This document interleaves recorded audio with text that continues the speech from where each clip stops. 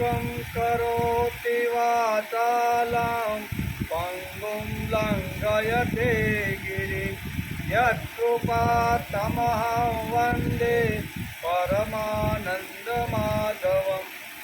જેની કૃપા મૂંગાને બોલતો કરે છે, પાંગળાને પર્વત ઓળંગાવે છે, તે પરમ આનંદરૂપ માધવ ભગવાન શ્રી કૃષ્ણને હું નમન કરું છું. બરોબર ને? પરમાનંદ માધવ, આવા પરમ આનંદ આપનાર એવા માધવને હું નમસ્કાર કરું છું. નમો દેવ્યે મહાદેવ્યે શિવાય સતતય નમઃ. નમઃ પ્રકૃતે ભદ્રાય નિયતા પ્રણતા સ્મતા. દેવીને, મહાદેવીને, કલ્યાણ રૂપ દેવીને વારંવાર નમસ્કાર. પ્રકૃતિ દેવીને અને ભદ્રકાળી દેવીને મારા વારંવાર નમસ્કાર. નિયમ પાળનારા અમે તે દેવી પાસે નમેલા થયા, બધી દેવીઓ પાસે આપણે નમેલા છીએ. નમો દેવીએ મહાદેવીએ શિવાય સતતય નમઃ.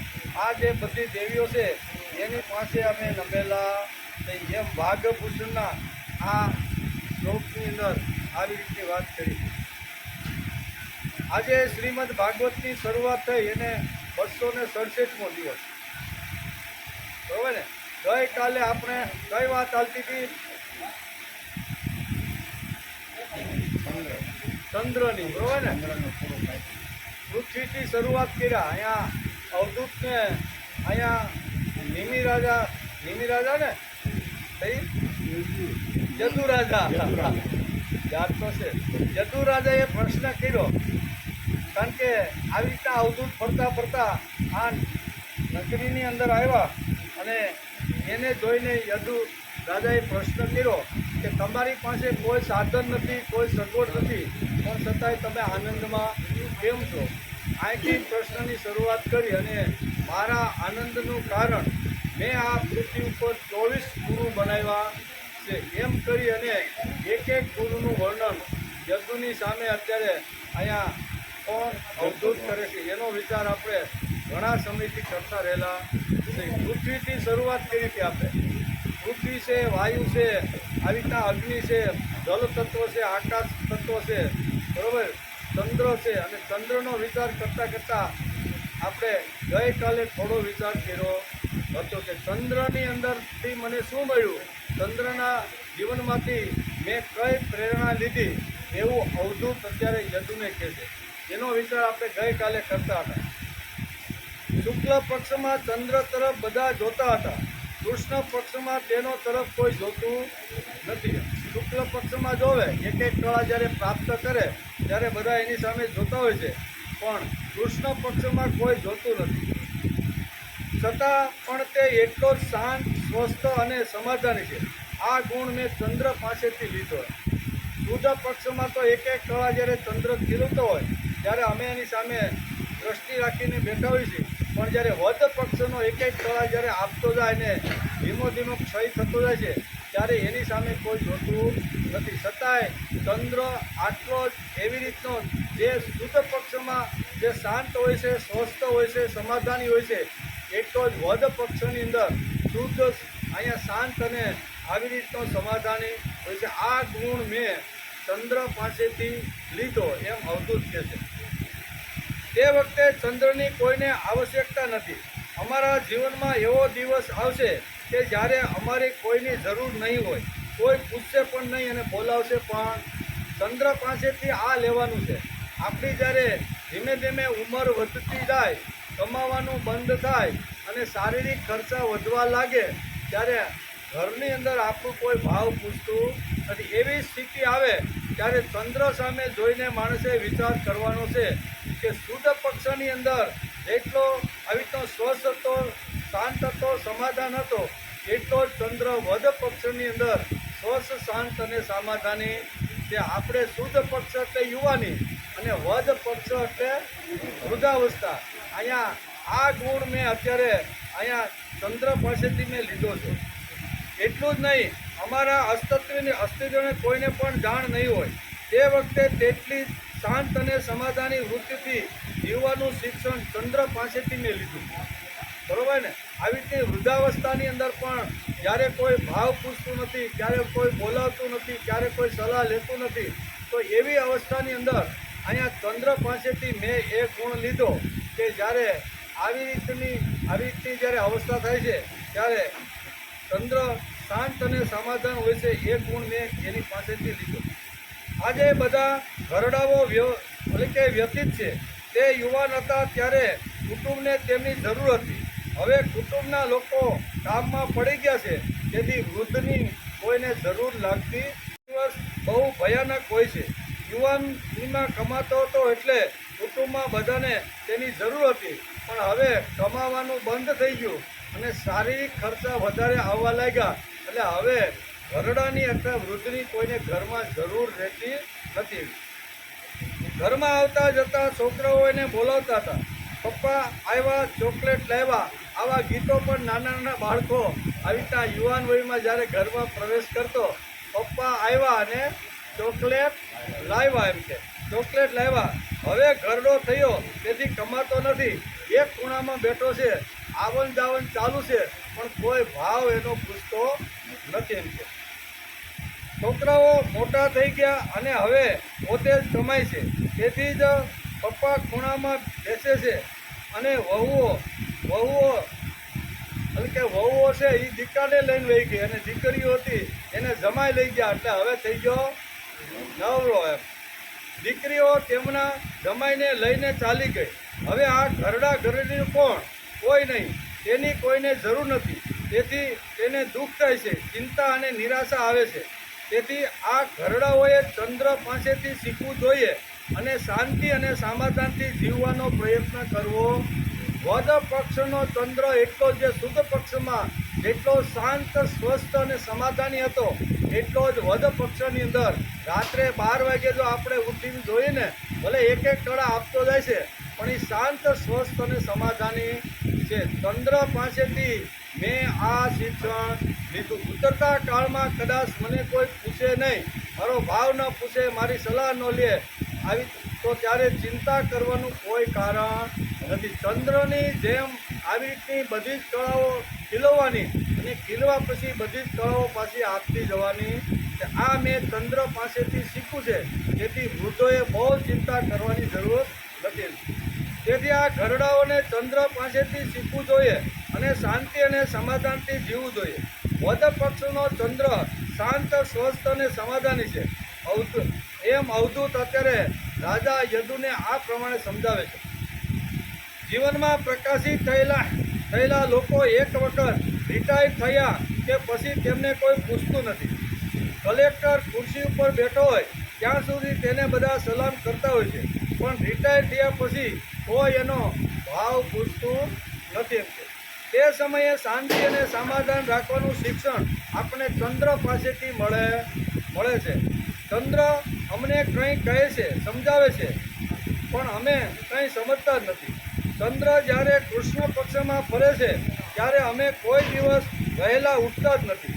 ઘડપણમાં ઊંઘ ઓછી થઈ જાય છે, તે છતાં ઘરડો ઘરની બહાર નીકળી અને આકાશ તરફ ચંદ્રને જોવાનો પ્રયત્ન કરતો નથી. ઊંઘ ન આવતી હોય અને ભગવાને રહેવા કારવાની અનુકૂળતા આપી હોય તો બહાર નીકળી અને રાતના 12 વાગ્યાનો ચંદ્ર જે વદ પક્ષનો છે એ જોવાનો પ્રયત્ન માણસે કરવો જોઈએ.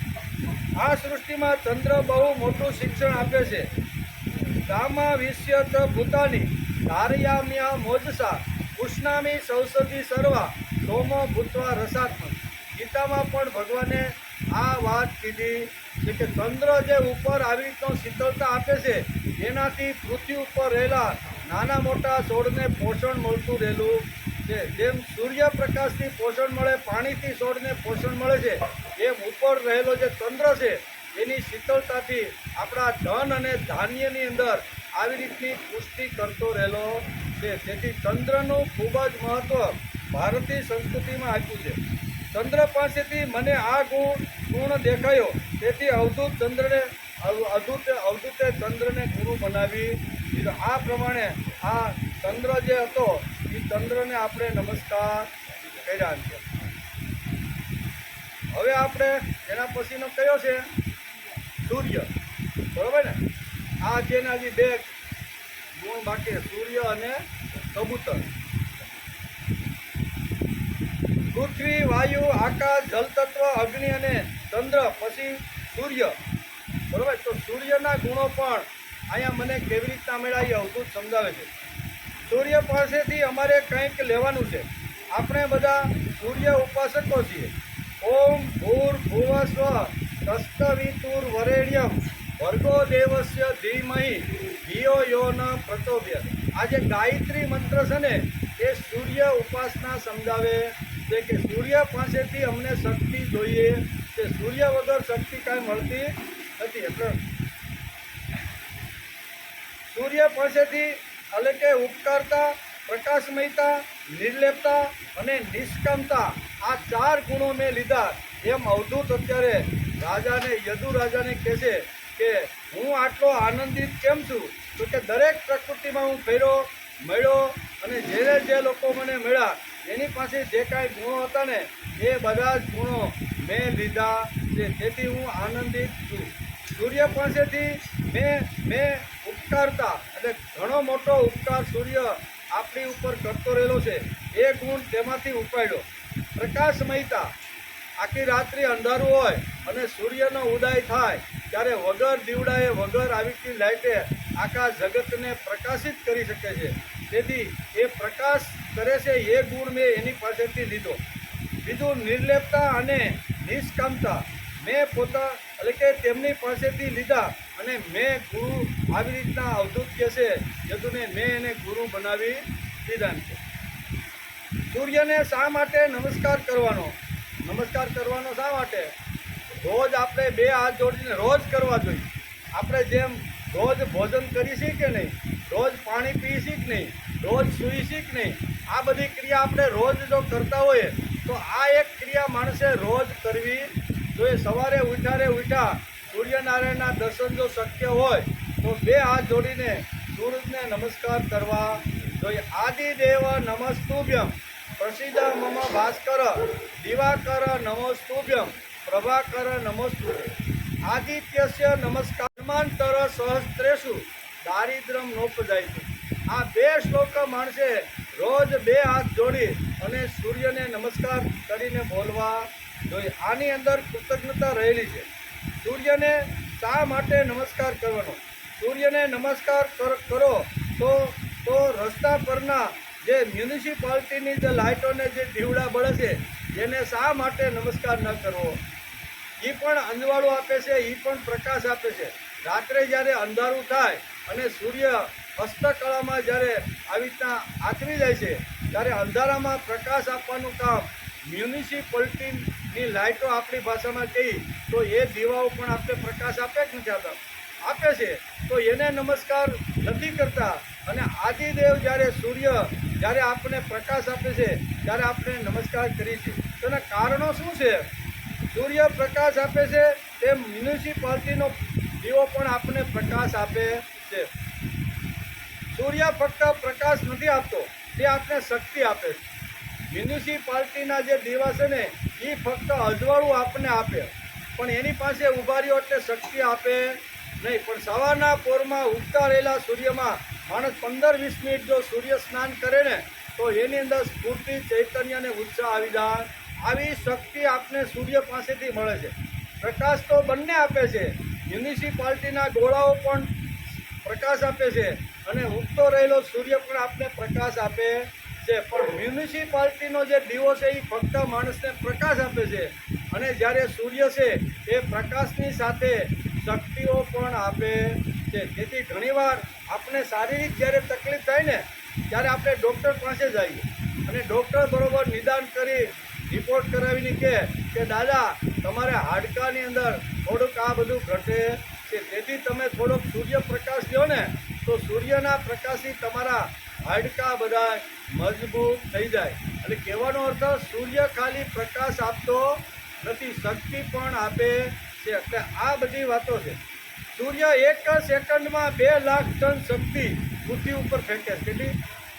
1 સેકન્ડની અંદર 2 લાખ ટન શક્તિ પૃથ્વી ઉપર ફેંકે છે. એવું વૈજ્ઞાનિકોએ આજની ભાષામાં સાબિત કરી બતાવ્યું. આવતીકાલે બીજા કોઈ વૈજ્ઞાનિકો આવે એ આના કરતાં વધારે સંશોધન કરીને કે ભાઈ 1 લાખ નહીં પણ 4 લાખ કરોડ આવી રીતનું વિજ્ઞાન તો બદલતું રહે. આજે જે સંશોધન કર્યું છે એ આવનાર પેઢીના જે વૈજ્ઞાનિકો કરે તો એમાં ફેરફાર તો થવાનો છે.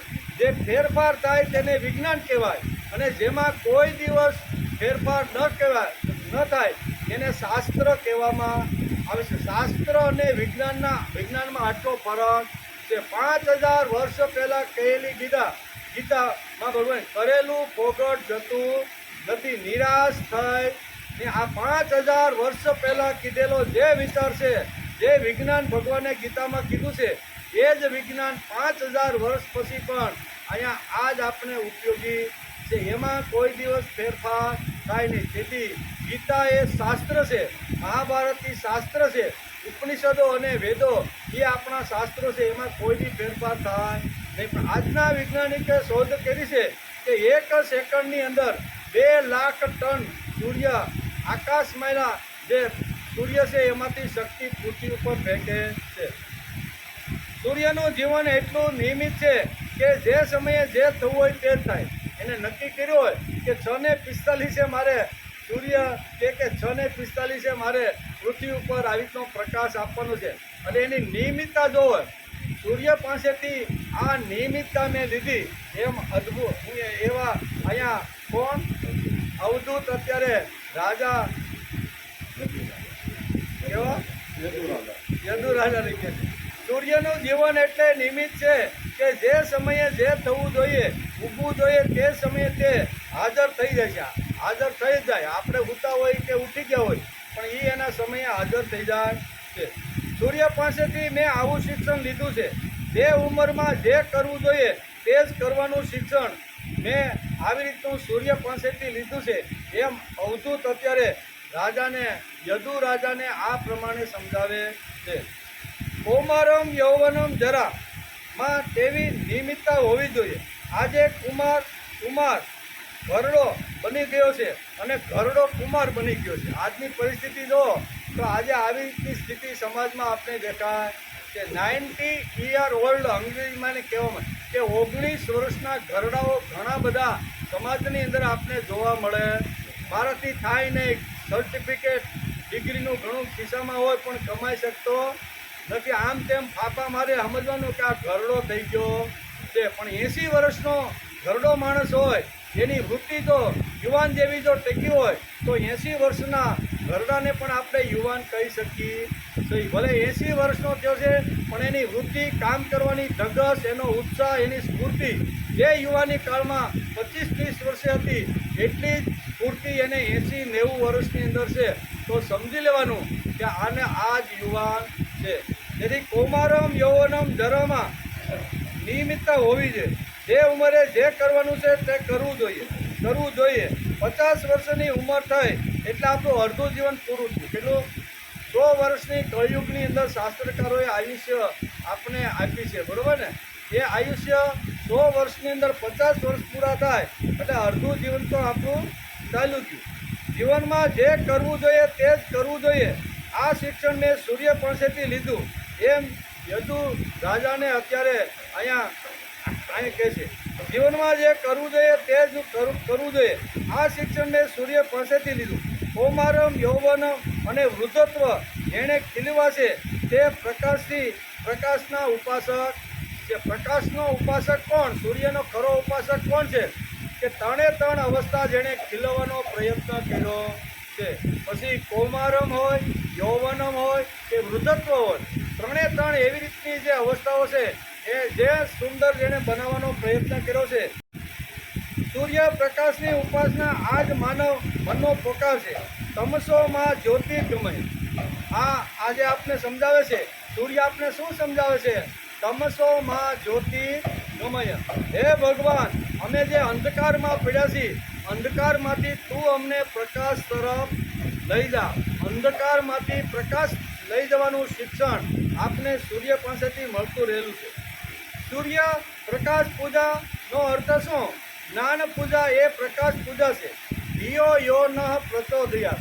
ગાયત્રી મંત્રનો પૂર્ણ જો આપણે અભ્યાસ કરી અને એની અંદર થોડાક જો ઊંડા ઉતરીને તો એની અંદર ખૂબ જ શક્તિઓનો ભંડાર ભરેલો છે. તેથી આપણા શાસ્ત્રકારોએ ગાયત્રી મંત્રનો જપ અને એની ઉપાસના કરવાનું પણ શિક્ષણ આપણે આપ્યું છે. દિયો યોના પ્રસાદિયો એવી સૂર્ય પાસેથી માગણી કરવામાં આવી છે. પ્રકાશમાં બધું જ દેખાય છે. આ બધું પ્રકાશ દેખાડે છે તેને જ પ્રકાશ કહે છે. અમારા જીવનમાં પ્રકાશ છે. અમારા જીવનમાં પ્રકાશ હશે તો અજ્ઞાનના અંધારામાં કેટલાય સાપ બેઠા છે તે બધાય દેખાશે. કેવા અંધારામાં ઘણા બધા સાપ બેઠા છે, પણ આપણી પાસે જ્ઞાનનો જો પ્રકાશ હશે ને તો અંધારામાં પણ બેઠેલા આ સાપ આપને દેખાશે. જે બધું જુએ છે તેને પ્રકાશનો પૂજક કરે છે કહે છે. સૂર્યની પાસેથી કોલાહલ નથી. કુતસ્વા કસ્મલમિદમ વિષમે સમુપસ્થિત.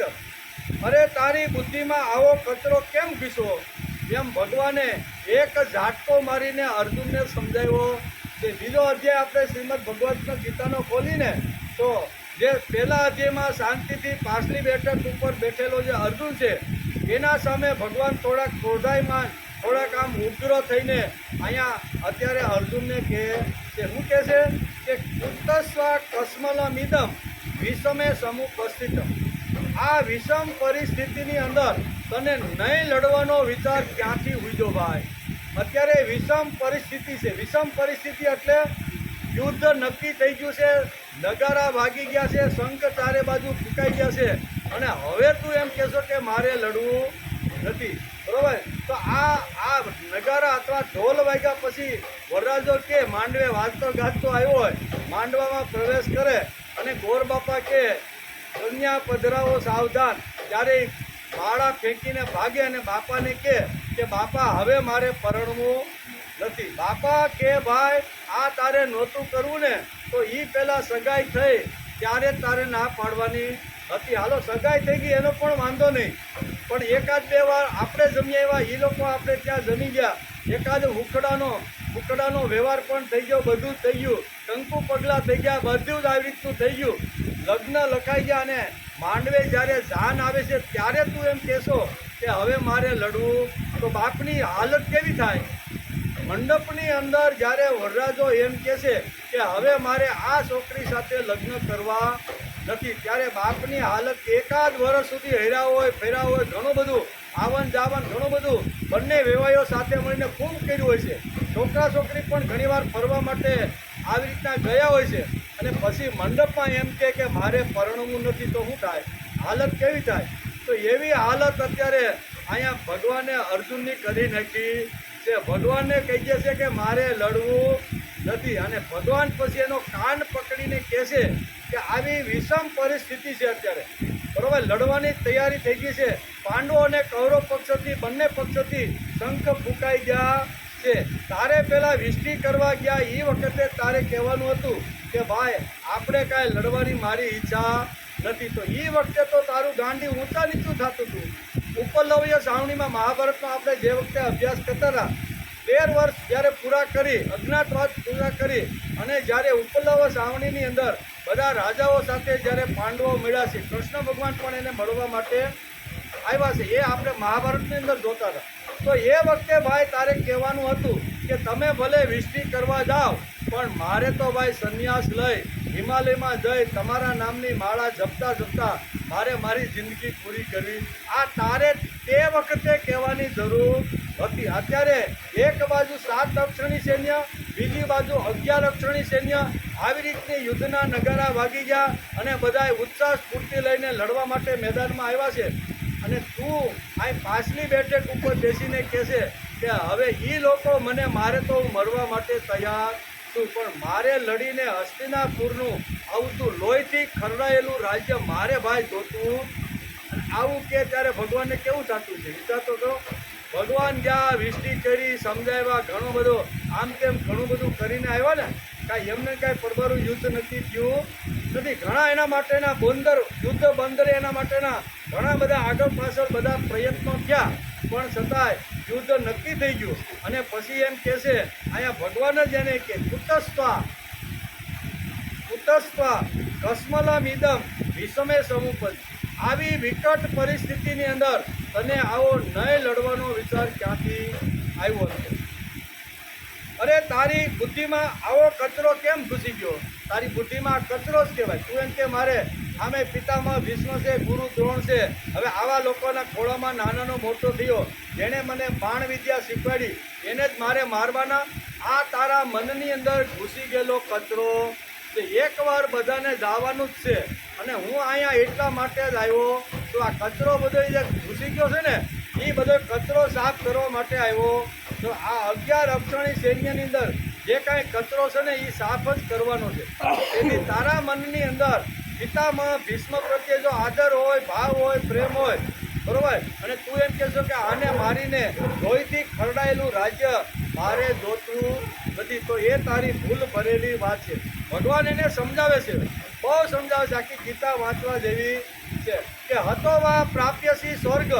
હે અર્જુન, જો તું લડતા લડતા જો મૃત્યુ પામીશ ને તો તને સ્વર્ગ મળે. હતો વા પ્રાપ્યસી સ્વર્ગ, હતો એટલે મૃત્યુ પામવું. હતો વા પ્રાપ્યસી સ્વર્ગ જીતવા વા ભોક્ષમય. અને લડે ને તો હસ્તિનાપુરની ગાદી અને વૈભવની ટોચ ઉપર આવી રીતનો વૈભવ તારા હાથની અંદર આવશે અને તું રાજા બનવાનો. તો હતો વા પ્રાપ્યસી સ્વર્ગ જીતવા વા ભોક્ષમય તસ્માદ ઉત્તિષ્ઠ કૌંતેય યુદ્ધાય કૃત નિશ્ચય. તારા માટે યુદ્ધ ઈજ કલ્યાણ છે. તારા માટે યુદ્ધ ઈ તારું શ્રેષ્ઠ કર્મ છે. અને આમ કરી અને આ કસ્મલમિદમ કાઢવાનો પ્રયત્ન ભગવાન કરે છે. એવી રીતે સૂર્ય પણ આપણી અંદર ઘણીવાર અજ્ઞાન છે, વહેમ છે, પાટણ છે, ચમત્કાર છે, આવા મનની અંદર, બુદ્ધિની અંદર ઘણો બધો કચરો ઘૂસી ગયો હોય છે. સૂર્ય આપણને આ સમજાવે છે. સૂર્ય પાસે જાય અથવા સૂર્યના કિરણો જો આપણી પાસે આવે ને તો આપણો કસ્મલ મિદમ એટલે કે જે કચરો છે ને એ કચરો બધો સાફ થઈ જાય છે. આ સૂર્યની તાકાત છે. ઘણીવાર આપણે સૂર્ય સ્નાન કરવાનું ઘણીવાર ડૉક્ટર કહેતા હોય છે. આપણા ઘરની અંદર પણ નાની એવી જીવજંતુ હોય ત્યારે પણ સૂર્યપ્રકાશ જો આવતો હોય ને તો એ ખૂણામાં ક્યારેય જીવજંતુ ઉત્પન્ન થતા નથી. ઘણી આ બધી વાતો સૂર્ય પાસેથી મેં લીધી છે. જેમ યદુ રાજાને અત્યારે અહીંયા કોણ કહે છે? અવધૂત. આ બધું એટલે કે સૂર્ય પાસે કોલાહલ કે કચરો નથી. એવી જ રીતે આપણા જીવનમાં પણ બુદ્ધિની પાસે કોલાહલ અને કચરો હોવો જોઈએ.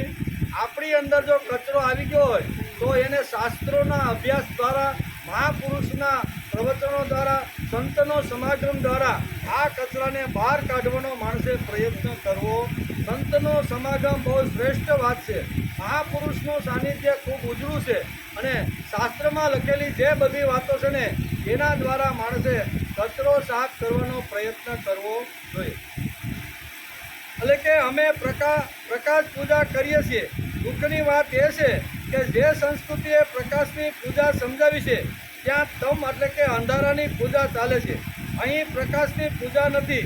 ઘણા લોકો દ્વેષ, મત્સર, દૈન્ય અને અંધારાથી ભરેલા છે. આપણા ભારતીય સંસ્કૃતિમાં અસતોમાં સદગમય, તમસોમાં જ્યોતિર્ગમય, મૃત્યુમાં મૃતમ ગમય, બરોબર, આ 3 વાતો આપને સમજાવી છે. અસત્યમાંથી સત્ય તરફ, અસતોમાં સતગમય. હે ભગવાન, જો અમે અસત્યમાં હોઈએ તો અસત્યમાંથી તું અમને સત્ય તરફ લઈ જા. અસત્યમાં તમસો એટલે કે અંધારામાંથી તું અમને પ્રકાશમાં લઈ જા. અને મૃત્યુમાંથી તું અમને અમર તત્વમાં લઈ જા. 3 વાતો ભારતીય સંસ્કૃતિની અંદર સમજાવી છે. જેમ અંધારામાંથી પ્રકાશ તરફ લઈ જવાળું જે તત્વ છે એને સૂર્ય કહે છે અને સૂર્ય પાસેથી આ જ્ઞાન મેં લીધું એમ અવધૂત યદુ રાજાને વારંવાર સમજાવે છે. તેમની પાસે આશા, ઉલ્લાસ, પ્રેમનો પ્રકાશ લઈ જવાનો છે. આ સૂર્યની ઉપાસના છે. સૂર્ય બધે ઠેકાણે જાય છે અને બધું જ કામ કરે છે. કે ના હવે હું આ ઝૂંપડામાં અથવા આ ફલાણો ભાઈ તો રાગ દ્વેષ કરે છે, ઈર્ષા કરે છે, એટલે હવે હું એને પ્રકાશ આપીશ. આવું સૂર્ય ક્યારેય બોલે? સૂર્ય તો નાના મોટા રાગ દ્વેષ કરતા હોય, ભાવથી ઉપાસના કરતા, બધા ઉપાસક હોય તે અને ઉપાસના ન કરતા હોય તે, બરાબર, બધાને ત્યાં સૂર્ય કીધા વગર અને બોલાવ્યા વગર પહોંચી જાય છે. દ્વેષ મત્સરથી ભરેલા માનવને દૈન્ય દાસ્યનું અંધારું આવી ગયું છે. તેની પાસે આશા, ઉત્સાહ અને પ્રેમનો પ્રકાશ લઈ જવાનો છે. જેની પાસે આવી રીતનું જે દારિદ્ર છે, આવી રીતનું અજ્ઞાન છે, વેમ છે, એની પાસે માણસે ઉત્સાહ, પ્રેમ, સ્ફૂર્તિ અને ચૈતન્ય લઈને જવાનું છે. સૂર્ય પણ જેમ લઈને જાય છે એમ આપણે પણ સૂર્ય પાસેથી આ ગુણ લેવાનો છે. યદુરાજાને સમજાવતા અત્યારે અવધૂત કહે છે કે સૂર્ય પાસેથી મેં આ ગુણ લીધો છે. સૂર્ય બધી જ ઠેકાણે જાય છે, ક્યાંય રાગ નહીં, ક્યાંય દ્વેષ નહીં, ક્યાંય ઈર્ષા નહીં, બધાને પાસે જાય છે, બધાને શક્તિઓ આપે છે. એમ માણસની પાસે રહેલી જે બુદ્ધિ શક્તિ છે, વિત્ત શક્તિ છે, શરીર શક્તિ છે, ઇન્દ્રિયોની શક્તિ, જે શક્તિ છે ને, એ શક્તિ સમાજમાં લઈને જ્યાં પહોંચી નથી ત્યાં પહોંચાડવાનો પ્રયત્ન કરવો જોઈએ. તો જ આ ઉપકારક જે સૂર્યનો જે ગુણ છે ને એ આપણી અંદર આવે. સૂર્ય ઉપકાર કરતો રહેલો છે. આ ગુણ મેં તેમની પાસેથી લીધો. ઉત્સાહ અને પ્રેમનો પ્રકાશ લઈને જવાનો છે. પ્રથમ આપણામાં તો લાવવાનો, અને લાવ્યા પછી આપણે એ પ્રકાશ બીજામાં ફેંકવાનો પ્રયત્ન કરવો જોઈએ.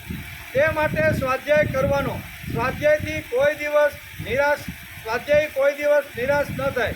તે કોઈ દિવસ નિરુત્સાહી બનતો નથી. જીવનમાં અંધારું છે તે કાઢવું પડશે. સૂર્યની નજરમાં બીજા છે. સૂર્યની પાસેથી પ્રકાશમયતા, ઉપકારકતા, ચૈતન્ય, આશા, પ્રેમ, નિષ્કામતા, આ 6 જે ગુણો છે એ 6 ગુણો મેં સૂર્ય પાસેથી લીધા.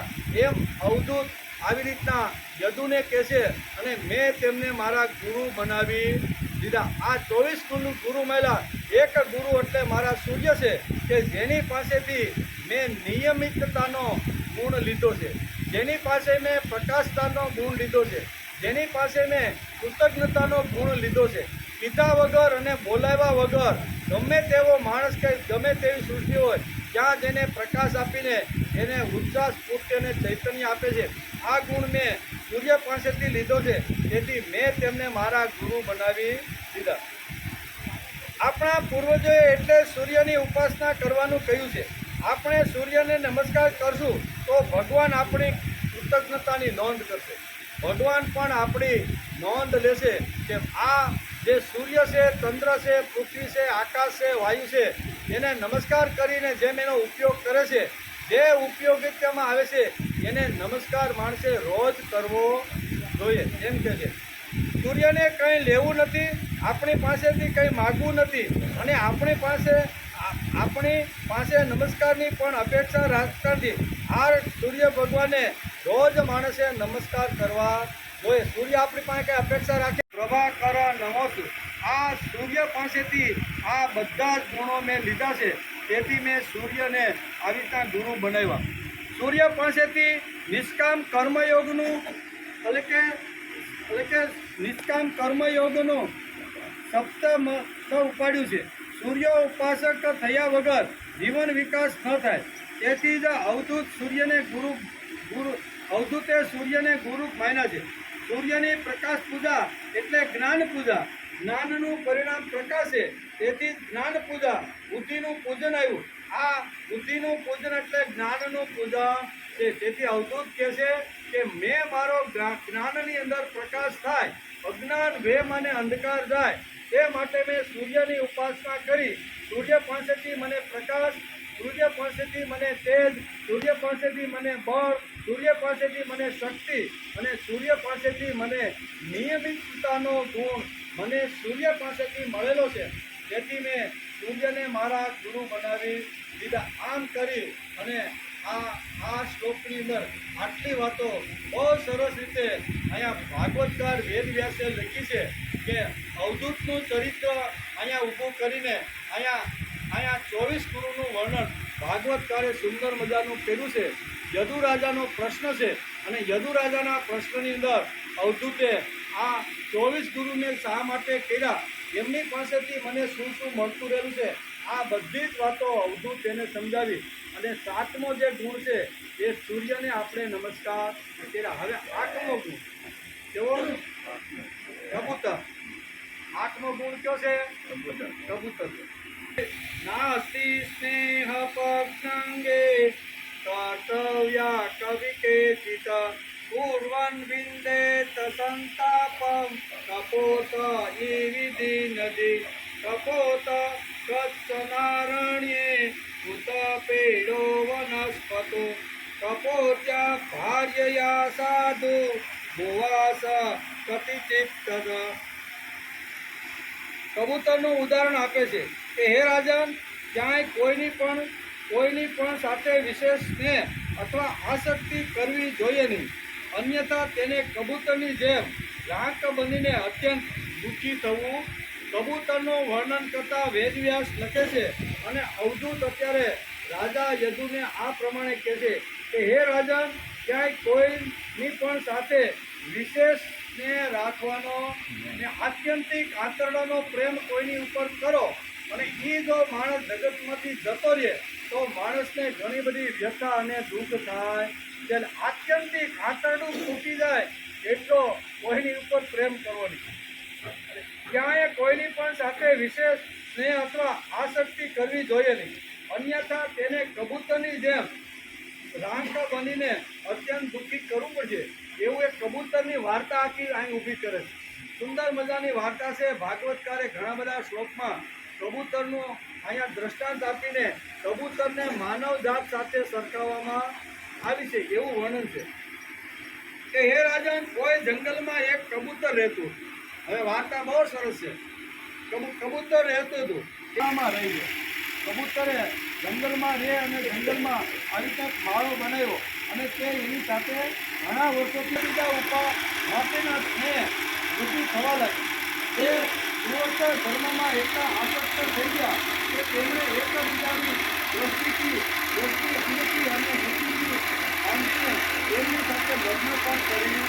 કબૂતર અને કબૂતરી જ્યારે અહીંયા જંગલની અંદર બંને મળ્યા, બંને એવા નતા પ્રેમ થયો, ગાંઠ સંબંધ બંધાયો અને પછી લગ્ન દ્રષ્ટિથી બંને જોડાઈ ગયા.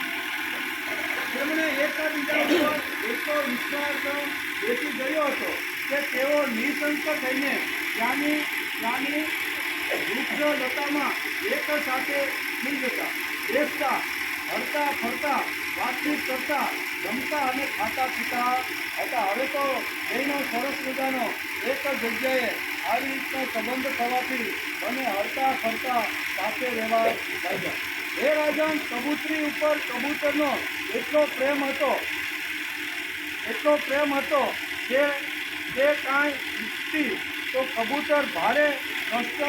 કબૂતર એના માટે કોઈ પણ રીતે કાં ચોરીને લાવે, કાં તો પરસેવો પાડીને લાવે, કોઈની ધાડ પાડીને લાવે કે શું કહેવાય અહીંયા કરજ કરીને લાવે, પણ લાવે તો ખરો. આવો મેં અત્યારે કબૂતરીને થઈ ગયો. એટલે કબૂતરી જ્યારે કોઈ પણ વસ્તુ માગે ત્યારે કબૂતર કોઈ પણ રીતે લઈ અને એને આપતો હતો. કબૂતરી ઉપર કબૂતરનો એટલો પ્રેમ હતો કે તે કોઈ ઈચ્છતી કબૂતર ભારે કષ્ટ ઉઠાવીને તેની કામના પૂરી કરતો હતો. તે કબૂતરી પણ કબૂતરને પોતાના સુંદર ભાવોથી ખુશ રાખતી હતી. આ માગણી પૂરી થાય પછી કબૂતરી તો ખુશ જ થાય ને, એટલે કે તમે મારી માગણી તમે બરોબર સારી રીતે સંતોષી છે, તેથી તમારો ખૂબ ખૂબ આભાર. આવી રીતનું બંનેનું જીવન આવું, જેવી કબૂતરી માગણી કરે કોઈ પણ વસ્તુની તો કબૂતર એને લાવી આપતો હતો. સમય આવે કબૂતરને પ્રથમ ગર્ભ રહ્યો. તેણે તેના પતિની સમક્ષ જ રહીને માળામાં ઈંડા મૂક્યા. ભગવાનની અચિંત્ય શક્તિથી યથા સમય તે ઈંડા ફૂટી ગયા અને ઈંડામાંથી અવયવોવાળા અત્યંત કોમળ બચ્ચા બહાર નીકળ્યા. સમય જતાં લગ્ન થયા, ગર્ભ રહ્યો, બાળકનો જન્મ થયો. આવી રીતનો સંસાર એનો ચાલવા લાગ્યો. હવે તે કબૂતરની આંખો પોતાના બચ્ચા ઉપર મંડાઈ રહી. તેઓ ખૂબ જ પ્રેમથી તેમના બચ્ચાનું લાલન પાલન, લાડ પ્રેમ કરતા હતા. તેમની અસ્પૃષ્ટ મધુર વાણી અને કાલા ભાષણોથી આનંદ મગ્ન થઈ જતા. એકાદશ સ્કંદ અધ્યાય 7 અને અવધૂતે જે 24 ગુરુ જે કર્યા એનું વર્ણન વેદવ્યાસે બહુ સરસ રીતે આ 7મા અધ્યાયમાં કર્યું કે જેમાં પૃથ્વીથી શરૂઆત કરીને આ જેમાં કબૂતર સુધીના જે આઠ લોકો પાસેથી મને કેવી રીતનું જ્ઞાન પ્રાપ્ત થયું બરાબર એ જ્ઞાન પ્રાપ્ત થયાથી મેં કેવી રીતના ગુરુ બનાવ્યા એનું વર્ણન અત્યારે અહીંયા અવધૂત રાજા યદુને કરે છે એનો વિચાર હાલે છે. એમાં કબૂતરનું વર્ણન હાલે છે. કબૂતરને મેં શા માટે ને કેવી રીતે ગુરુ બનાવ્યો એ તમે મારી પાસેથી સાંભળી લો. એમ કરીને વેદ વ્યાસે ભાગવતના એકાદશા સ્કંદના 7મા અધ્યાયમાં આ કબૂતરની વાર્તા રૂપે આ સમજાવવાનો પ્રયત્ન કર્યો છે. એ આપણે સમજ્યા. જંગલમાં માળો બાંધ્યો, સાથે રહેવા લાગ્યા, લગ્ન કર્યા, નાના નાના બચ્ચાઓ થયા. એટલે પતિ પત્નીનો જે પ્રેમ હતો એ વિભાજન થઈ ગયો અને એ આ નાના નાના જે બચ્ચા પોતાના પુત્રો અને પુત્રીઓ હતા એના તરફ ડાયવર્ટ થઈ ગયો. એટલે જ્યારે આ બંને જ્યારે કમાય અથવા ખાઈ પીને જ્યારે માળામાં પાછા આવે છે અને બાળકો જેમ ઘેરે આપણે કાલી ભાષા બોલે તો પણ દાદાને સમજાઈ જાય, દાદાને વાલ કરે, લાડ કરે, એમ આ માળામાં બેઠેલા નાના નાના એના જે બચ્ચા હતા ને એ કાલી ભાષાની અંદર અહીંયા દંપતી એટલે કે કબૂતર અને કબૂતરને આવી રીતે કહેતા પણ બંને સમજી હતા.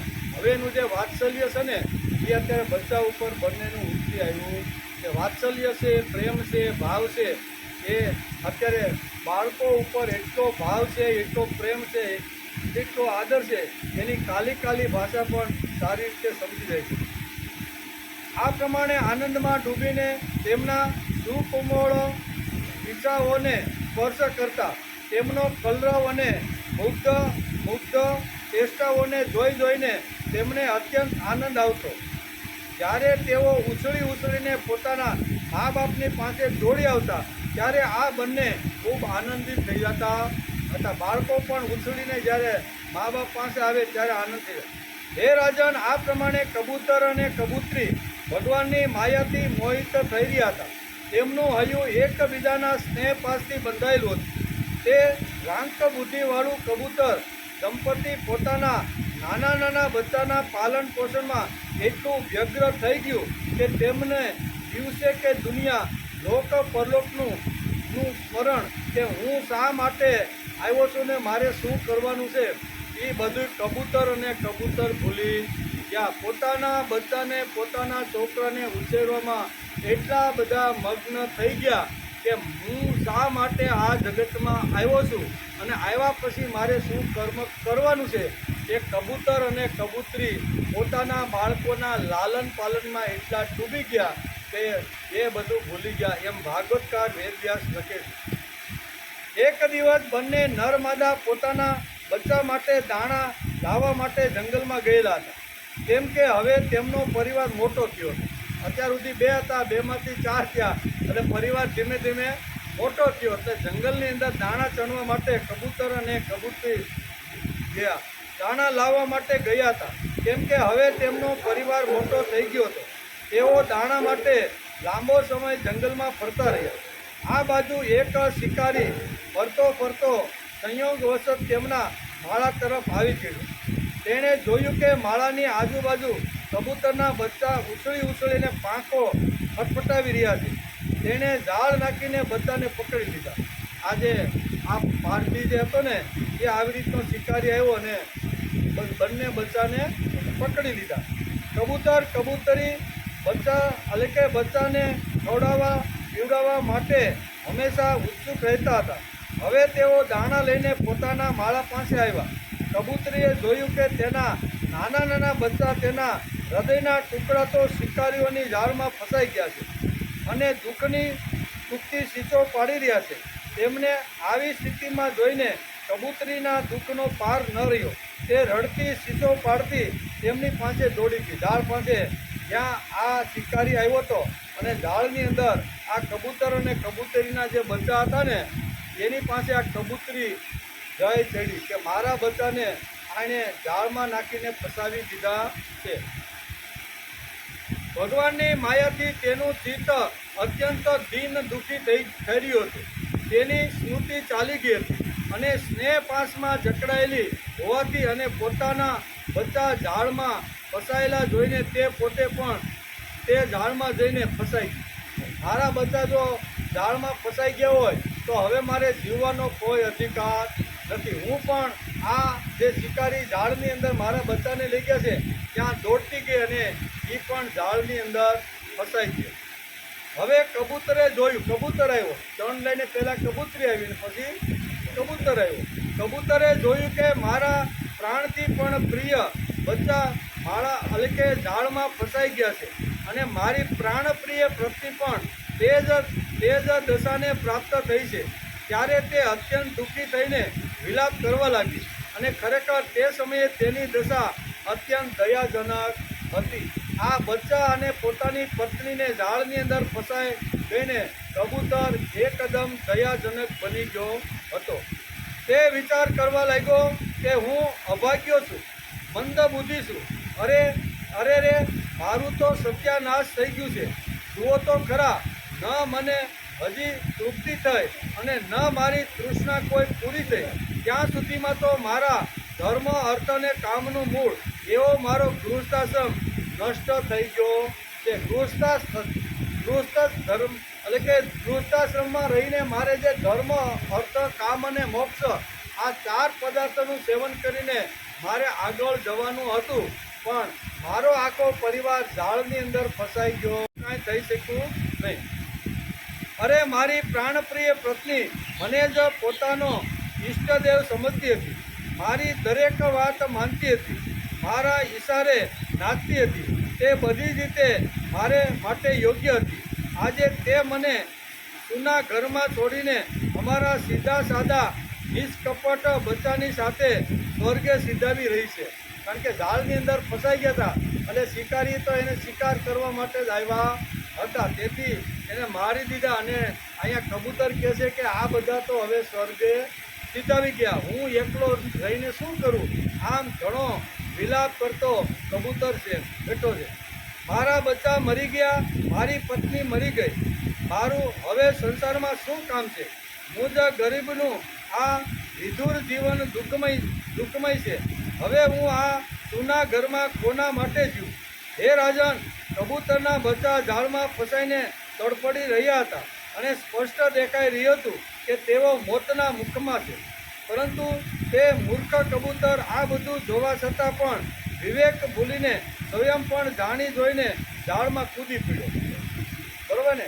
આ પહેલાં બચ્ચાને અહીંયા શિકારીએ પકડ્યા, માં જોઈને એ બચ્ચામાં ફસાઈ ગઈ. આ ત્રણને જોઈને અહીંયા કબૂતરે કીધું કે જીવવાનો અર્થ શું છે? જેના માટે હું જીવતો હતો એ જ અત્યારે મૃત્યુના મોંના અંદર જઈને બેસી ગયા છે, તો મારે જીવવાનું કોઈ કારણ નથી. એમ કરી અને કબૂતરે 5 પટાડી કૂદકો મારીને એ ઝાડની અંદર અહીંયા શિકારીની ઝાડમાં આવી તો કૂદી પડ્યો. ઝાડમાં કૂદી પડ્યો. હે રાજન, તે પારથી ઘણો જ ક્રૂર હતો. સંસારમાં આસક્ત કબૂતરી અને તેના બચ્ચા મળી જવાથી તે ઘણો રાજી થયો. તેણે જોયું કે મારું કામ થઈ ગયું અને તે તેમને લઈને ચાલવા લાગ્યો. બરોબર, ઝાડમાં આવી ગયા, ફસાઈ ગયા, બધાને મારી નાખ્યા અને પોતાને દીકરા આજે મારું કામ, જે અર્થ માટે હું શિકાર કરવા માટે જંગલમાં આવ્યો હતો એ આજે મારું કામ પૂરું થઈ ગયું છે. આનો સારાંશ એ છે, હવે વાર્તામાં વેદવ્યાસ આપને સમજાવે છે કે આ કબૂતરની જે વાર્તા જે કરીને એનો સારાંશ શું છે? આનો સારાંશ એ છે કે આ પ્રકારે જે ગૃહસ્થ વિષયોમાં સુખ શોધતો પડે છે, આ કબૂતર અને કબૂતરની વાર્તા દ્વારા આપણા સાંસારિક મનુષ્યને ભાગવતકાર આ સંદેશો આપે છે. આપણું જીવન જ પણ આટલું આમાં જે બતાવ્યું ને એટલું. આનો સારાંશ એ છે કે આ પ્રકારે જે ગૃહસ્થ વિષયોમાં સુખ શોધતો ફરે છે અને જેનું ચિત્ત સંચળ બનેલું છે તે પોતાના પરિવારના ભરણ પોષણમાં વ્યસ્ત રહે છે. બાકી ભગવત કાર્ય અથવા જ્યાં જવાનું છે તેવું સાત્વિક કર્મ કરવાનું બધું જ કબૂતર અને કબૂતરી ભૂલી ગયા છે. પોતે પહેલાં 2 પ્રેમમાં એટલા પાગલ થઈ ગયા અને પ્રેમ થતાં જ બચ્ચાઓ થયા તો બચ્ચાની અંદર એટલો મોહ, એટલી બધી આસક્તિ થઈ ગઈ, એને સર્વસ્વ આ બચ્ચા જ અને પત્ની લાગવા માંડ્યું. સંસારી માટે આ કબૂતરના વાર્તા દ્વારા ભાગવતકાર વેદવ્યાસે આ સાંસારિક લોકોને એક સંદેશો આપ્યો છે. પોતાના પરિવારમાં ભરણ પોષણમાં વ્યસ્ત રહે છે. કબૂતર દંપતીની જેમ પરિવાર સહિત દુઃખી થઈ જાય કે આપણા પરિવારમાં પણ ઘણીવાર આવી રીતનું બનતું હોય છે. બધા પરિવારમાં બને એવું નથી, પણ ક્યાંક ક્યાંક આપણને આવી રીતનું જોવા મળતું હોય છે કે મારું જીવન, મને જે કાંઈ વૈભવ મળી, શક્તિ મળી, બુદ્ધિ મળી, જે કાંઈ મળી છે ને એ ફક્ત મારી પત્ની માટે છે. શરૂઆતમાં આવું જ સમજે લગ્ન થઈ ગયા પછી, અને લગ્ન થઈ ગયા પછી બાળક થાય અને પછી એ બધું જે કાંઈ પ્રેમ હોય છે, વાત્સલ્ય હોય છે, જે કાંઈ હોય છે ને એ એની અંદર થઈ જાય કે હું મારી પત્ની, પછી મારે હવે બીજા જેનું કામ, આવું જેનું જીવન છે એના માટે ભાગવતકારે અહીં કબૂતરની વાર્તા આપણે સમજાવી છે. આટલું સમજાવ્યા પછી તેમણે પંખીને ઉપાડ્યું છે, બરોબર ને. અહીંયા અવધૂત કહે છે કે આ 7 ગુણો મેં કેવી રીતના લીધા, એના પછી એને પંખીને ઉપાડ્યું. અત્યાર સુધી એને પ્રકૃતિના 5 ગુણો લીધા, સૂર્ય ચંદ્ર પાસેથી લીધા. આ બધા જે 7 ગુણો હતા એ તો એને ઉપાડ્યા, અને હવે અવધૂત આપણે પક્ષીઓ તરફ લઈ જાય છે. અને પક્ષીઓ તરફ લઈ જતા અહીંયા અવધૂત કહે છે કે આવી રીતની મેં તમને જે વાર્તા કીધી ને એ વાર્તા ફક્ત કબૂતર અને કબૂતરની નથી, પણ ગૃહસ્થી જીવન જે જીવતા રહેલા છે અને ફક્ત પોતાના કુટુંબ તરફ જ જેનું ધ્યાન છે, સમાજ તરફ નહીં, ભગવાન તરફ નહીં, ભગવત કાર્ય તરફ નહીં, સત્કાર્ય તરફ નહીં, સમાજની સેવા માટે કોઈ જગ્યાએ ધ્યાન ન રહેતા ફક્ત પોતાના ગૃહની અંદર, ઘરની અંદર જે છે એમાં જ એનું જે ધ્યાન છે, એના માટે કબૂતર અને કબૂતરની વાર્તા અહીંયા સમજાવવાનો પ્રયત્ન કર્યો છે. એટલે કે આસક્તિ, બુદ્ધિનું સ્વાતંત્ર્ય ખતમ થઈ જાય છે. બુદ્ધિ વિચારી નથી શકતી કે આ કબૂતરનું ઉદાહરણ આપીને તે મને શું સમજાવવા માગે છે. આંખ ખુલી કે સામે વ્યક્તિ કે વસ્તુ દેખાય છે, તે વિષય જ છે. જે વિષય છે તે આકર્ષક છે અને આવશ્યક લાગે છે, એમ ભાગવતકાર લખે છે કે આંખ ખુલે કે સામે સીધો વિષય અને વસ્તુ માણસને આવે, તેને આકર્ષક લાગે અને આવશ્યક પણ લાગે, જરૂરિયાત પણ બને છે અને આકર્ષક પણ લાગે છે. એટલે એના માટે જેમ કબૂતર અને કબૂતરી ચણ લેવા માટે એને વિષય એકદમ આકર્ષક લાગતો હતો. કોઈના ઉપર અતિ સ્નેહ રાખો તેમાં જોખમ છે. આ કબૂતર અને કબૂતરે શું કર્યું? અતિશય. પહેલાં કબૂતરે કબૂતરી ઉપર આત્યંતિક સ્નેહ રાખ્યો. મરવું પડે તો કબૂતર કહે છે મારી પત્ની માટે હું મારો પ્રાણ આપી. આટલો બધો સ્નેહ એના ઉપર રાખ્યો. પરિણામ શું આવ્યું? પરિણામ એ આવ્યું કે આવી રીતનો શિકારી બધાને ઉપાડીને લઈ જતો થયો. ભાગવતમાં કબૂતરની વાર્તા પણ છે. મનુષ્ય જીવન ઉપર આ અન્યોક્તિ છે. ગધેડો આવો હોય છે એમ કહેવાની સામેવાળાને સમજે. ગધેડાનું ખાલી કે ગધેડો એટલે કેવો, તો સામેવાળાને જો સમજાવવાનું હોય ને તો એનું ગધેડાનું દૃષ્ટાંત આપે એટલે એને ખબર પડી જાય છે કે હું કેવો છું. આ અન્યોક્તિ દ્વારા સંસ્કાર આપવાવાળા અથવા તો કોઈ સમજાવવાવાળા લોકોને સમજાવે છે કે કોઈના ઉપર સીધો આરોપ ન કરવો.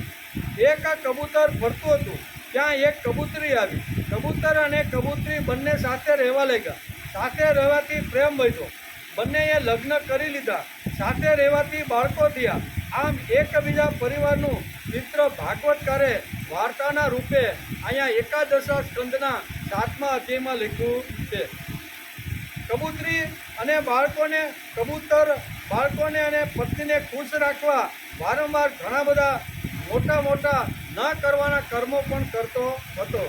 બચ્ચાને પાંખો આવી અને તે ઉડવા લાગ્યા. બંને જણ બચ્ચાના પાલન પોષણમાં આનંદ માણવા લાગ્યા. એક દિવસ લોભાવિષ્ટ થઈને બચ્ચા એક પારધીની જાળમાં ફસાઈ ગયા. તેમને બચાવવા જતાં કબૂતરી પણ ફસાય, અને કબૂતરી ફસાય પછી કબૂતર કહે છે કે હવે જેના માટે મેં જીવન ઘસી નાખ્યું એ જો આ જગતમાંથી જાય તો મારે જીવવાની હવે શું જરૂર છે. એમ આત્યંતિક કોઈના ઉપર જો પ્રેમ હોય તો આવી ઘટના બનતી હોય છે. ત્યાં કબૂતર આવ્યું. આખા કુટુંબે ઝાડમાં ફસાઈ જઈને કબૂતર હતાશ થઈ ગયું. તેને લાગ્યું કે પત્ની અને બચ્ચા વગર મારું જીવન નકામું છે. આ જગતમાં મારું કોણ? હવે મારે શા માટે જીવવાનું છે? તેથી કબૂતરે પણ ભૂસકો મારી અને આ શિકારીની ઝાડની અંદર આવી રીતના ફસાય. કે આમ કરી અને કબૂતરની વાર્તા દ્વારા ભાગવતકાર વેદવ્યાસ આપણે આ સંદેશો આપે છે. આ કૃષ્ણ શ્રમનું જીવન કબૂતર અને કબૂતરી દ્વારા આપણને સમજાવ્યું છે. આ માનવ પરિવારનું ચરિત્ર છે. કેવું?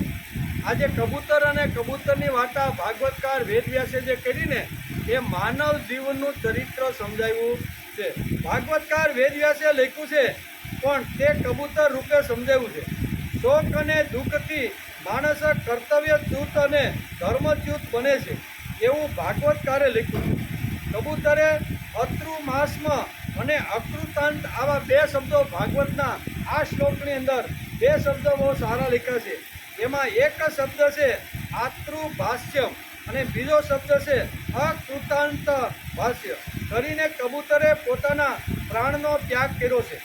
પતિ અને છોકરા મરી જવાથી કબૂતરને પોતાનું જીવન અતૃપ્ત અકૃતાર્થ વ્યર્થ લાગ્યું. તેથી તે પણ પોતે મરી જાય છે. આ વાર્તા દ્વારા આપને સમજાવે છે. અહીં પ્રશ્ન ઊભો થાય છે કે હું શા માટે જન્મ્યો? મારો જન્મ શા માટે થયો? શું હું ફક્ત કુટુંબ માટે છું? બાળકોને બચ્ચા માટે છું કે મારી બીજી કાંઈ ફરજ છે? આ વાર્તા આપને આ સમજાવે છે. અહીં પ્રશ્ન ઊભો થાય છે કે હું શા માટે જન્મ્યો? શું હું ફક્ત કુટુંબ માટે છું? મારે જીવનમાં શું કરવાનું છે? જીવિત કોને કહેવાય? તેનો વિચાર આ ભાગવતકારે આપણે કબૂતરની વાર્તા દ્વારા સમજાવ્યો છે. કબૂતરની વાર્તા દ્વારા ભાગવતકાર કહે છે કબૂતર અને કબૂતરી ફક્ત બચ્ચા માટે આવી રીતનું આત્યંતિક પ્રેમ આસક્તિને હિસાબે એનામાં જ ઓતપ્રોત થઈ જતા હતા. કાલી ભાષા જો બોલતા ને તો પણ એને મીઠી આવી રીતના ઉપનિષદના મંત્ર જેવી ભાષા લાગતી હતી. આપણું પણ બાળક જો ક્યારેક પૌત્ર આપણા દોડતા દાદાના ખોળામાં આવે અને 2-3 વર્ષનું આવી રીતે કાલી ભાષામાં આપણે કાંઈ વાત કરે, આપણે હકીકતે સમજી શકતા નથી એની કાલી ભાષા, પણ આપણે વેદ ઉપનિષદના મંત્રો જેવી લાગે કે નહીં? કારણ કે બાળક ઉપર આત્યંતિક પ્રેમ છે, બાળક ઉપર આત્યંતિક સ્નેહ છે. અને તેથી આવા જે કબૂતર અને કબૂતરની વાર્તા દ્વારા આજે આપણે આ સમજાવે છે. તેના ઉપર જે વિચાર કરતો નથી તેની બહુ જ ખરાબ સ્થિતિ થાય છે. પત્ની તથા છોકરાઓનું પાલન પોષણ કરવું જોઈએ એ વાત સાચી, પણ ભગવત કાર્ય માટે શું કર્યું? કુટુંબમાં રહીને જે આપણે સંસાર કરીએ છીએ એ સંસાર તો કરવાનો છે. તેથી સંસાર કોને કહેવાય? તો કે સ્ત્રીનું સમર્પણ અને પુરુષનું કર્તૃત્વ આ બંને જ્યારે ભેગા થાય છે ને ત્યારે એને સંસાર કહેવામાં આવે છે. સ્ત્રીનું સમર્પણ જે 20-22 વર્ષ સુધી જે પિતાને ત્યાં રહ્યું છે અને લગ્ન થયા પછી સીધી જે બીજાના ઘરને પોતાના ઘરનું કરી લેવું એ કાંઈ હેલી વાત નથી. સમર્પણ વગર શક્ય નથી. 22 વર્ષ સુધી ઠેકડા માર્યા હોય, મુક્તપણે હરી હોય, ફરી હોય, બાપા સાથે બાપાના ખોળામાં બેઠી ગમે તે કર્યું હોય, પણ લગ્ન થાય એટલે એ પોતાના પિયર છોડીને જ્યારે અહીંયા સાસરે આવે છે ત્યારે એ સમર્પિત થઈ જાય છે. એટલે સ્ત્રીનું સમર્પણ અને પુરુષનું કર્તૃત્વ આ બેનો સરવાળો એટલે સંસાર કહેવાય. ખાલી એક કોઠાની અંદર બે જેમ બળદો બાંધ્યા હોય તો એને કાંઈ કુટુંબ પરિવાર કે ઘર કહેવાતું નથી. એવા તો કોઠામાં પણ આપણા બાંધા જ હોય છે, એ સાથે જ રહેતા હોય છે, સાથે જ ખાતા હોય છે, પણ એને સંસાર કહેવામાં આવતો નહીં. સંસારમાં આ બે મહત્વની મુખ્ય વાતો છે. તેથી ભાગવતકાર વેદવ્યાસ આપને કબૂતર અને કબૂતરની વાર્તા દ્વારા સમજાવે છે કે ફક્ત તમારા પરિવાર માટે તમને ભગવાને જન્મ આપ્યો નથી. એનું પાલન પોષણ તો કરવું જ જોઈએ. ન કરતા હોય તો એ પાપ છે, પણ ખાલી એના જ ભરણ પોષણમાં, એમાં જ આસક્તિ, એમાં જ પ્રેમ, એના માટે જ કમાવું, એને કાંઈ છે જ નહીં, આટલું જો કરતો હોય તો એ પરિવારની કેવી હાલત થાય છે એ ભાગવતકારે કબૂતર અને કબૂતરની વાર્તા દ્વારા આપણને મનુષ્ય જાતિને ભાગવતકારે આ સમજાવ્યું છે. તો આટલું જ જો આપણે કરતા હોય ને તો હવે પણ આ 60, 70, 80 વર્ષે એમાંથી બહાર નીકળી અને થોડું ભગવત કાર્ય છે, પ્રભુનું કાર્ય છે, સમાજનું એકાદું નાનકડું કાર્ય છે કે જે કાર્ય કર્યા પછી મને કંઈ જ મળવાનું નથી, આવું એકાદું કામ આ કબૂતર અને કબૂતરની વાર્તા દ્વારા સાંભળ્યા પછી માણસે થોડોક વિચાર કરી લેવો જોઈએ. તેના ઉપર જે વિચાર કરતો નથી તેની બહુ જ ખરાબ સ્થિતિ થાય છે.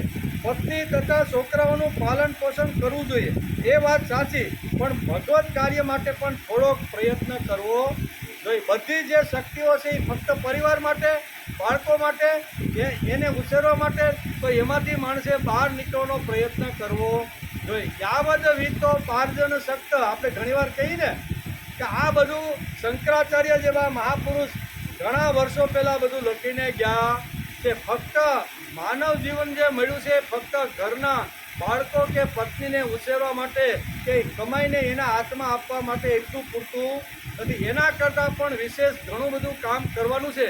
જે કરતો નથી ને પછી એની હાલત કેવી થાય છે એ આદ્યગુરુ શંકરાચાર્ય પોતાના ચરપટ પંજરી સ્તોત્રમાં લખી રાખ્યું છે. ફક્ત કુટુંબ માટે, પરિવાર માટે, બાળકો માટે, સમાજ નહીં, ભગવાન નહીં, બીજા કોઈ સત કાર્ય નહીં, બરાબર ને, આ કોઈ જગ્યાએ નજર ન જતી હોય અને એવા લોકો જ્યારે સંસાર કરી અને ઘરડાઓ થાય છે ત્યારે એ ઘરડાઓની હાલત કેવી રીતની થાય છે એ શંકરાચાર્યે બહુ જ સારી રીતે લખી રાખ્યું છે. ઘણી બધી વાતો છે કે યાવદ વિત્તો પાર્જન શક્ત તાવન નિજ પરિવારો રક્ત પચ્ચાન ધાવત જર્જર દેહ વાર્તા પૃચ્છતિ કોપી નખે ભજ ગોવિંદમ મુઢ મતે પ્રાપ્તે સન્નિહિતિ મરણે નહીં નહીં રક્ષતી ટૂંકુત કરણે. એ મુઢ બુદ્ધિવાળા, એ ફક્ત જો તારા પરિવાર માટે, તારા બાળકો માટે અને તારું જીવન સુખી થાય એના જ માટે મળેલી શક્તિ, મળેલી બુદ્ધિ, મળેલો વૈભવ કે મળેલું જે ધન છે ને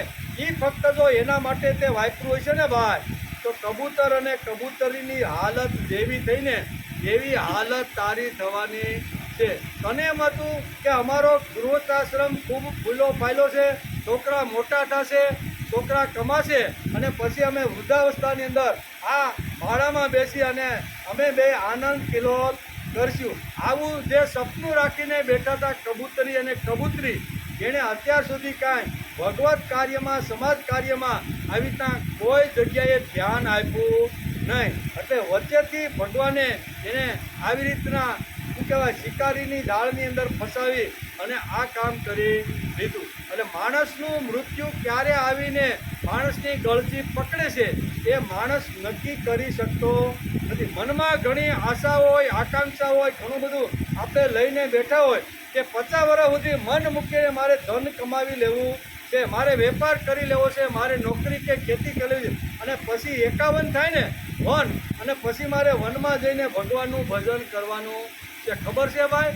51નો થવાનો છે કે નથી થવાનો એ કાંઈ ખબર નથી. તેથી બાળપણથી જ માણસે ભક્તિની શરૂઆત કરી લેવી જોઈએ. અને કદાચ આપણે જો બાળપણને યુવાનીમાં કદાચ જો ચૂકી ગયા હોય તો ભગવાને ત્રીજી તક આપણે વૃદ્ધત્વની આપેલી છે કે હજી ભગવાન આપણે જીવાડે છે. એનો અર્થ એવો થયો કે હજી તારે જીવીને ઘણું બધું સારું મોટું કામ કરવાનું છે. આ બધી જ વાતો આ કબૂતર અને કબૂતરીની વાર્તામાં ભાગવતકાર વેદવ્યાસે સુંદર મજાનો ગૃહસ્થાશ્રમનું આદર્શ જીવન તો ન જ કહેવાય, પણ જે આદર્શ જીવન જીવતા નથી એની હાલત કેવી થાય છે એનું વર્ણન કર્યું છે. ભગવાને આપેલા સુખ સગવડતાનો વિચાર કરવો જોઈએ, પરંતુ તે મને શા માટે મળ્યા છે? ફક્ત કુટુંબના માટે જ મને વૈભવ ભગવાને આપ્યો છે કે એનાથી મારે બીજું કાંઈ બહારનું કામ કરવાનું છે? ભગવાને ફક્ત મને કુટુંબના ભરણ પોષણ માટે એટલો મોટો વૈભવ આવ્યો છે, ફક્ત કુટુંબ માટે જ હું છું. આ કબૂતરના પ્રસંગ ઉપરથી ભાગવતકાર વેદવ્યાસે આ વાર્તાના રૂપની અંદર માનવ જાતને સુંદર મજાનો એક સંદેશો આપ્યો છે. આપણા જૂના કાળમાં પશુ પક્ષીની વાર્તા નાના બાળકોને આપણે સમજાવતા. હકીકતે કાંઈ ચકલી અને ચકો ભેગા થાય અને ચકલી લાવે શેનો દાણો? ચોખાનો દાણો, અને ચકો લાવે દાળનો દાણો, બે ભેગા મળીને ખીચડી કરે. આવું વાર્તામાં આવતું ને બધું. અને પછી એકાબીજા વાર્તાઓ બોલતા હોય તો ઘણીવાર આપણે એમ થાય કે આ બધી વાર્તાઓ આપણને સમજાવવા માટે પશુ પક્ષીની બધી આવી વાર્તાઓ કે ભાગવતકાર વેદવ્યાસ લખે છે.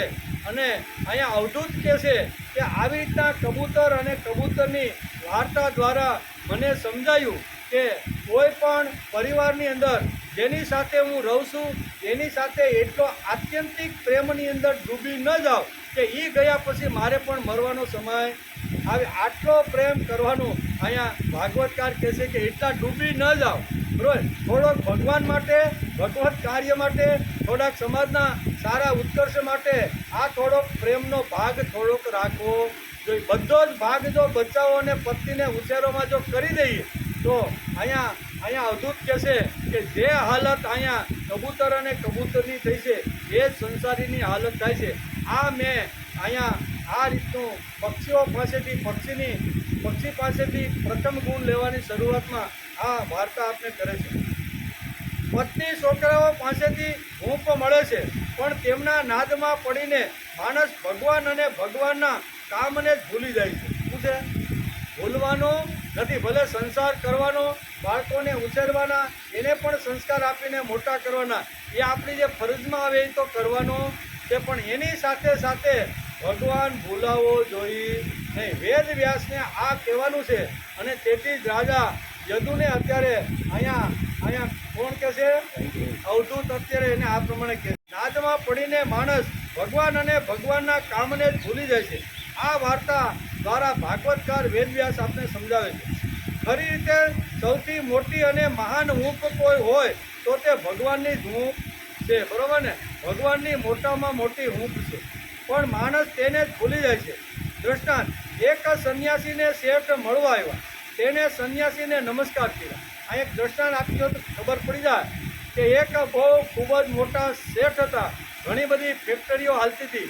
કોઈને દવાની ફેક્ટરી હાલતી હોય, કોઈને કાપડની ફેક્ટરી, આવી ઘણી બધી ફેક્ટરીના માલિક એકવાર એક સંન્યાસીને જંગલમાં મળવા માટે ગયા. સંન્યાસી એકદમ 75 વર્ષે પછી વૃદ્ધત્વ જ્યારે આવ્યું ને ત્યારે સંન્યાસ લઈને પ્રભુ ભક્તિ માટે લીન થઈને નાની એવી ઝૂંપડી બનાવીને ત્યાં તપસ્યા કરતા હતા. આવી તપસ્યા કરનારને મળવા માટે શેઠ સુરત કે મુંબઈમાંથી હાથમાં ફૂલનો એક ગજરો લઈને મળવા માટે જાય છે. સંન્યાસી આવી રીતના સાધુ હોય છે, બહુ સાત્વિક હોય છે, એના પગમાં મૂકીને નમસ્કાર કરે છે, પગે લાગે છે, અને પગે લાગે છે એટલે સંન્યાસી પણ ઊભા થઈ જાય છે. ઊભા થઈ અને અહીંયા જે શેઠ હતા એની શેઠના પગમાં સંન્યાસી મહારાજ પડી ગયા. કેવા? એને બે હાથ જોડીને અહીંયા પગે લાગે છે. કોને? શેઠને. શેઠ તો અવાક થઈ ગયા કે હું જેને નમસ્કાર કરવા આવ્યો છું, મેં જેને નમસ્કાર કર્યા છે એ મને પગે શા માટે લાગે છે? એટલે અહીંયા શેઠે સંન્યાસીને પૂછ્યું કે તમે મારા પગમાં શા માટે પડ્યા છો? તો અહીંયા સંન્યાસી કહે છે કે તમે જ કહો નહીં, તમે ફૂલનો ગજરો પ્રથમ આવીને મારા પગમાં શા માટે મૂક્યો? ત્યારે શેઠ તો બહુ સરસ જવાબ આપે છે કે 75 વર્ષ સુધી તમે ગૃહનો ત્યાગ કર્યો, સંસારનો ત્યાગ કર્યો, આ શક્તિ બધી છોડી અને ભગવાનની ભક્તિ કરવા માટે તમે તપસ્યા કરવા માટે જંગલમાં આવ્યા છો. આવા તમે કર્મયોગી છો અને એવા કર્મયોગી, એવા જે ત્યાગી છે એને તો મારે નમસ્કાર કરવા જોઈએ. તેથી મેં તમારા પગમાં પડીને મેં તમને નમસ્કાર કર્યા. આમ શેઠ અત્યારે કહે છે તમે ત્યાગી છો, તમે સંન્યાસી છો, તમે તપસ્વી છો, અને આવા તપસ્વીના ચરણ કુંભમાંથી માણસને ઘણું બધું જ્ઞાન પ્રાપ્ત થઈ જાય છે. તેથી મેં તમને નમસ્કાર કર્યા. ત્યારે અહીંયા શેઠ કહે છે કે તમે મને નમસ્કાર શા માટે કર્યા? સંન્યાસીને પૂછ્યું, મેં તો તમને આટલા માટે નમસ્કાર કર્યા, પણ તમે મને પગે શા માટે લાગ્યા? ત્યારે સંન્યાસી કહે છે કે હું તમને એટલા માટે પગે લાગ્યો કે હું તો બધો ગૃહ ત્યાગ કરી, સંસાર ત્યાગ કરી, પૂર્ણ આવી રીતનું બધું ભોગવી અને પછી ભગવાનનો જે છેલ્લો જે માર્ગ છે એ પ્રાપ્ત કરવા માટે હું જંગલમાં, મેં તો ઘણું બધું ત્યાગ કર્યું, બરાબર, ઘર, કુટુંબ, પરિવાર, પત્ની બધું ત્યાગ કર્યું, પણ તમે તો ભગવાનનો જ ત્યાગ કરી દીધો, એટલે હું તમને પગે લાગ્યો. સંન્યાસી શું કહે છે કે મેં તો પત્ની, પુત્ર, ઘર, સંસારનો ત્યાગ કર્યો છે, પણ તમે તો ભગવાનનો ત્યાગ કરી લીધો છે. તેથી સંન્યાસી કહે છે હું તમને એટલે કે તમે મારા કરતાં મોટા, તમે ભગવાનનો હાવ ત્યાગ કરી દીધો. મેં તો પતિ પત્નીનો ત્યાગ કર્યો, તમે તો ભગવાનનો ત્યાગ કર્યો. આમ કબૂતર અને કબૂતરે શું કર્યું? ભગવાનનો ત્યાગ કરી દીધો. રૈસા પૈસા કોનામાં રહ્યા? બચ્ચાની અંદર રહ્યા, પત્નીની અંદર રહ્યા. ગમે ત્યારે બાળકો કંઈ પણ માગે તો બાય બોરો ઓર સ્ટીલ કોઈ પણ હિસાબે કબૂતર એની આશા અને આકાંક્ષા પૂરી કરતો હતી. આગલા શ્લોકમાં આપણે જોયું. બરાબર, બાળકો જે માગે તે કોઈ પણ રીતે જો પુરુષાર્થ કરીને મળે અને બાળક જો તૃપ્ત થતું હોય તો મહેનત કરીને બાળકની આશા અને આકાંક્ષા પૂરી કરે. અને કદાચ મહેનત કર્યા પછી ન મળતું હોય તો કરજ કરીને પણ લાવી અને બાળકને ખુશ કરે. એ પણ જો શક્ય ન હોય તો રાતના 12 વાગે કોઈ મેલમાં ધાડ પાડી ચોરી કરીને આ બાળકોની ઈચ્છા પૂરી કરતા હતા. આવી સ્થિતિ જ્યારે સમાજમાં સર્જાય છે ત્યારે ભાગવતકાર કહે છે કે આ સુંદર મજાનું આખું આજે કબૂતર અને કબૂતરની જે વાર્તા છે ને એ વાર્તાના રૂપની અંદર ભાગવતકારે સુંદર મજાનો ભારતીય સંસ્કૃતિમાં સાંસારિક વ્યવહાર કેવી રીતનો તૂટતો જાય છે એનું સુંદર મજાનું વર્ણન કર્યું છે. એટલે કે સંન્યાસીએ કહ્યું, એમાં તમે તો મારા કરતાં પણ મોટા છો, ત્યાગી છો, તેથી મેં તમને નમસ્કાર કર્યા, ભગવાનનો ત્યાગ કર્યો. તેથી તમે મારા કરતાં મોટા ત્યાગી છો. જન્મ આપવાવાળા, જન્મ ચલાવવાળા, જેણે જન્મ આપ્યો છે એ આપણું જે પોષણ કરવાવાળા છે એ ભગવાનને જ તમે ભૂલી ગયા. તેથી સંન્યાસી કહે છે મેં તમને નમસ્કાર કર્યા. જે મેં જન્મ આપ્યો, માનવનો જન્મ આપ્યો, પોષણ કરે છે, અને પોષણ કર્યા પછી હાલતા ચાલતા કરવા જે ભગવાન આપણી સાથે 24 કલાક રાત દિવસે જેને તમે ભૂલી ગયા છો, એટલે મારા કરતાં વધારે ત્યાગી તમે છો. તેથી મેં તમને નમસ્કાર કર્યા. માણસને જ્યારે વિત્ત મળે, વિદ્યા મળે, સારું કુટુંબ મળે ત્યારે તે પોતાને જ ભૂલી જાય છે. સારું કુટુંબ મળે, બાળકો સારા મળે, ધંધો વ્યવહાર સારો મળે ત્યારે એ ભગવાનને ભૂલી જાય છે. જેણે મને આપ્યું છે એને જ ભૂલી જાય છે. આપનાર ભગવાન છે.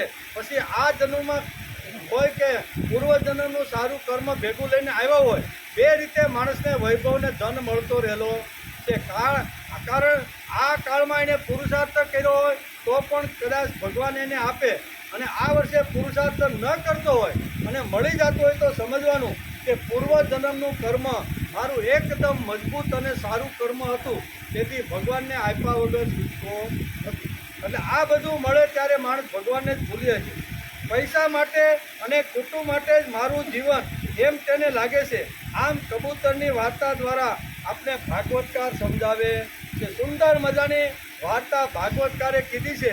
અને અહીંયા પક્ષીના રૂપની અંદર કબૂતરનો પ્રવેશ કરી અને અહીંયા અવધૂત રાજા યદુને કહે છે કે આમ મેં મારા 8મા જે ગુરુ હતા ને એ મેં પક્ષીના રૂપમાં આવેલા કબૂતર અને કબૂતરીને મેં મારા ગુરુ બનાવી દીધા. શા માટે? એટલી આસક્તિ ન રાખો કે કુટુંબમાંથી કોઈ મરી જાય તો એની પાસે તડપડીને મરી જાવ, આટલી આસક્તિ રાખો. આસક્તિ રાખવાની ના નથી. આસક્તિ એટલી ન રાખો કે એમાં માણસને ડૂબી મરવાનું નથી. તે માટે આ મનુષ્ય શરીર, એટલે કે આનો સારાંશ એ છે કે આ પ્રકારે ગૃહસ્થ વિષયોમાં જ સુખ શોધતો રહે છે, અને જેનું ચિત્ત ચંચળ બનેલું છે તે પોતાના પરિવારના ભરણ પોષણમાં વ્યસ્ત રહીને કબૂતર દંપતીની જેમ પરિવાર સહિત દુઃખી થઈ જાય છે. તે માટે જે આ મનુષ્ય શરીર મળ્યું છે તે મુક્તિનું ખુલ્લું દ્વાર છે. શરીર ભગવાને માનવ શરીર આપ્યું છે એ મુક્તિ મેળવવા માટેનું દ્વાર છે. જો માણસ પૂરેપૂરો મનુષ્ય જીવનનો ઉપયોગ કરે તો અહીં કહે છે કે અહીંયા મુક્તિનું દ્વાર છે.